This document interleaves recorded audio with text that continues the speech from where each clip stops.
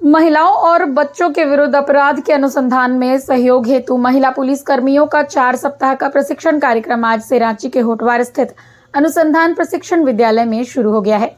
इस मौके पर झारखंड उच्च न्यायालय के न्यायाधीश और किशोर न्याय सह पोक्सो समिति के अध्यक्ष SN प्रसाद ने कहा कि अनुसंधान सही दिशा में हो, इसके लिए पुलिस कर्मियों को पोक्सो एक्ट और जुवेनाइल जस्टिस एक्ट की पूरी जानकारी होनी चाहिए।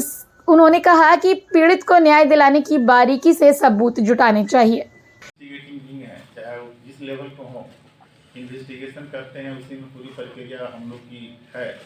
जो लॉ एंड ऑर्डर सिचुएशन बोलते हैं स्टेट में, इन्वेस्टिगेशन होता है, कोर्ट में प्रोसीडिंग आती है, उसके बाद लास्ट में हम लोग जीरो पे चले आते हैं। तो हमारा जितना भी फिजिकल मॉनिटरी, जितना भी इंफ्रास्ट्रक्चर है, सब जीरो पे चला जाता है। जब हम केस में हम कामयाब नहीं हो पाते हैं और उसमें टोटल आ जाता है कन्विक्शन के बदले।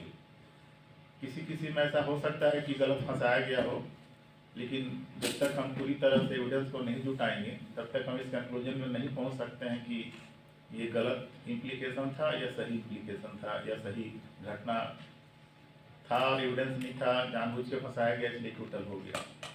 वो तो कोर्ट का काम है। हम लोग को अगर कोई केस होता है तो उसमें इन्वेस्टिगेशन का बहुत ही प्राइमरी रोल होता है कि कैसे उस केस को हम अचीव करें, जिसमें हम जो भी विक्टिम है उनको न्याय दिला पाएँ कि उसके साथ जो भी हुआ उसका अंजाम है कि उसमें उसको सज़ा हो गया। सज़ा एक इंडिविजुअल को होता है, लेकिन उसका मैसेज सारे सोसाइटी में जाता है।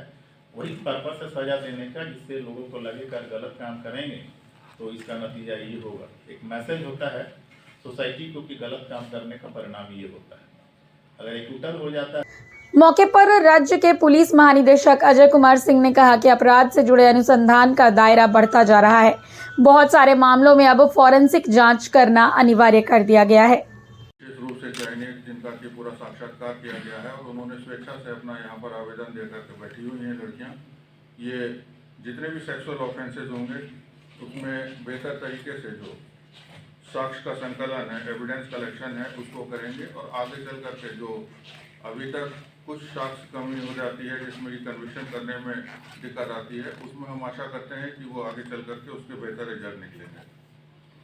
बैकग्राउंड में इसके ये है कि जितने भी सेक्सुअल ऑफेंसेज होते हैं उसमें जनरली ये कमी रह जाती है कि साक्ष्यों को ठीक ढंग से उसको कलेक्शन नहीं किया जाता है, जिसके कारण कालांतर में अनुसंधान अभियोजन में पूरा अपेक्षित सहयोग नहीं मिल पाता है, कोऑर्डिनेशन नहीं होता है, जिससे कि हम लोगों का प्रोसिक्यूशन अभियोजन जो है वो कमज़ोर हो जाता है और रिजल्ट जो है वो अपेक्षित रिजल्ट नहीं मिल पाते हैं। इससे विक्टिम्स को भी और समाज को भी जो नुकसान होना होता है वो हो जाता है।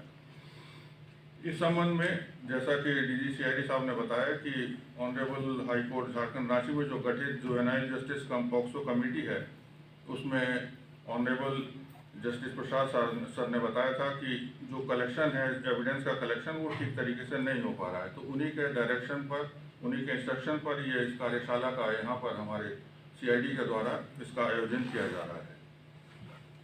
इन कांडों में जैसा कि आप जानते हैं कि एविडेंस